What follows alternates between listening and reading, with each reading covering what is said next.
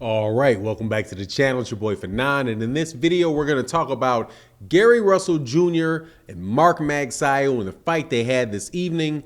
Let's talk about that in this video.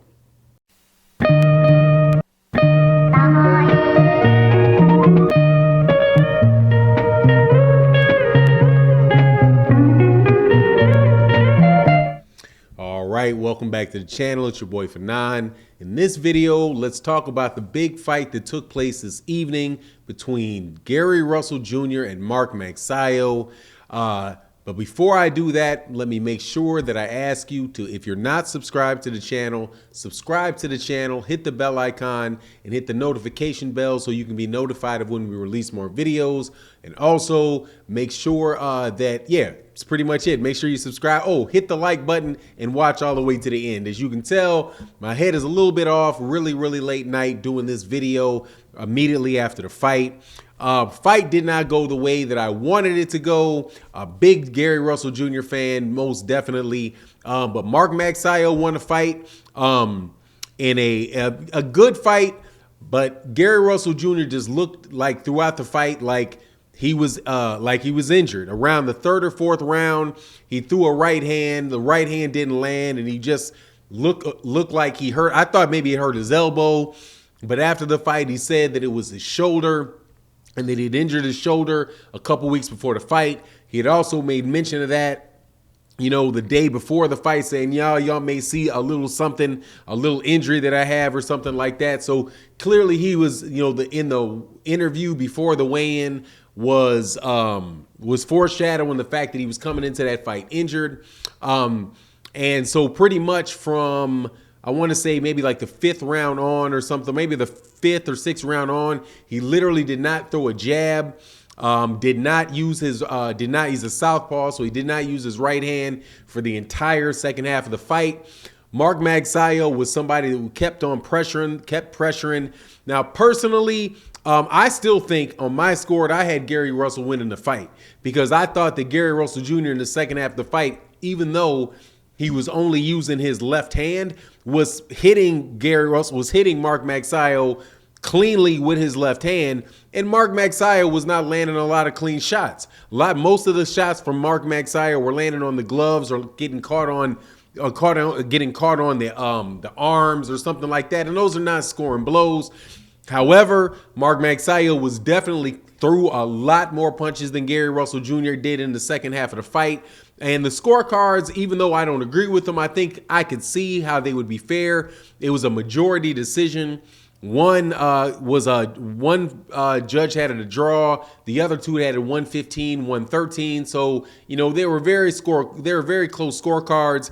I just had Gary Russell Jr. winning the fight. Now, I might have had, rose-colored lenses on in the fight because obviously, I'm a big Gary Russell Jr. fan. I'm a big supporter of Gary Russell. So, I might have been, giving Gary Russell Jr. the benefit of the doubt in some rounds where somebody else may not have, and that is very, quite possible. But, I thought Gary Russell Jr. won the fight, man.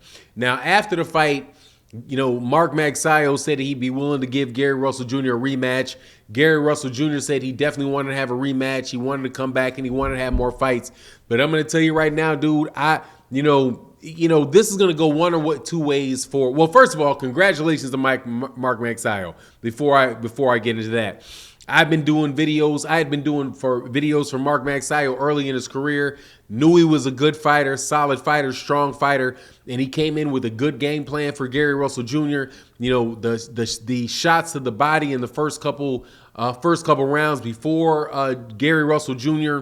hurt his elbow, probably pulled the fight out for him, had a good approach, in the first couple rounds of the fight before Gary hurt his arm and made an adjustment and pretty much just went to pot shotting him, throwing right hooks when Gary was trying to swing out to the right, trying to catch Gary with some uppercuts in the first couple rounds, probably did get him those, actually, according to the scorecards, did give him those early rounds that allowed him to win that fight. So congratulations to Mark Magsayo. He's definitely a good fighter. Like I've said, I've liked Mark Magsayo for several years. When I first started my channel, Mark Magsayo, because the channel's called for non-international boxing. But early on when I had the channel, I used to do a lot of videos about the lower weight classes, and Mark Magsayo as a prospect was one of the people that I featured early on when he was with, when he had first come to the United States to train with Freddie Roach, when he was still taking his fights over there in Philadelphia. I could tell early on that he was a really, really good fighter. So I'm sure he's going to be a good champion. And he deserves the credit for this win. No doubt he put up a very good fight. However, if Gary Russell Jr., there's just a lot of stuff going against Gary Russell Jr. coming into this fight. The fact that he had been off for 2 years, a 2-year layoff with a shoulder injury, and the fact that the dude still made the fight that close. It's just a very, very good fighter.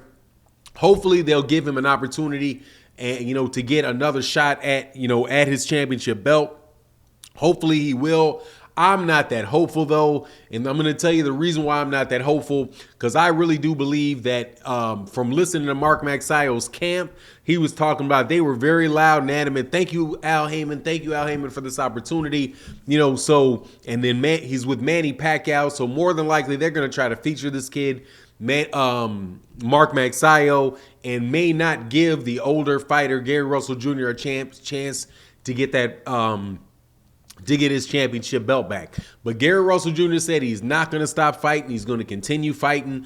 So it'll be very interesting to see whether or not, Gary Russell Jr. is going to continue to get fights, or he may even get, more active than he was when he had the championship belt. Because now, there are no mandatory fights for him that are going to be given to him every year. He's going to have to take the fights that are given to him. But, so hopefully maybe he can get the fights with the other champions at 126. The fact that he had difficulty making weight may mean that it is time for him to move up there to 130 pounds. I can't say that, but hey man, good reign for Gary Russell Jr. He was the longest reigning champion in boxing, having been a 126 pound champion for 6 years. 33, 34 years old. So, man, very, very good career up until this point. I'm just looking forward to seeing what he's going to do here forward. As far as Mark Magsayo goes, I think that Mark Magsayo probably has a chance to beat the other champions at 126 pounds. I would not doubt if they put Mark Magsayo in there with Leo Santa Cruz for the WBA to unify the WBC and the WBA championship. I'm not sure. Well, first of all, some people were talking about how, it would have been made a lot of sense for Gary Russell Jr. to have a rematch clause against Mark Magsayo. Well, I'm not sure if that was possible because he was the WBC mandatory. And typically in mandatory fights, there are no rematch clauses unless, you're over there with Eddie Hearn, because Eddie Hearn seems to be able to get rematch clauses in there with everybody. But, at the end of the day, upset win for Mark Magsayo. Congratulations, Mark Magsayo. And I'm looking forward to seeing what's going to happen with Gary Russell Jr. moving forward. Anyway, that's my take on the matter. You let me know what you think in the comment section. And with that, I'm out. Peace.